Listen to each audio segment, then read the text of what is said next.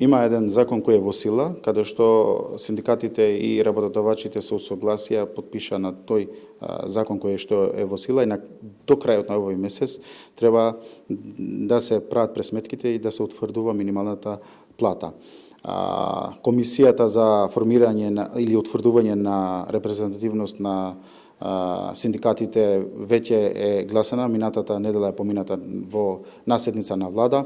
Тие почна да работат за да се одбере кој синдикат исполнува услови за да биде репрезентативна и одма ќе го свикаме и економски социјален совет, каде што ќе го отвараме како тема, дали или ако се договарат за некој друг начин или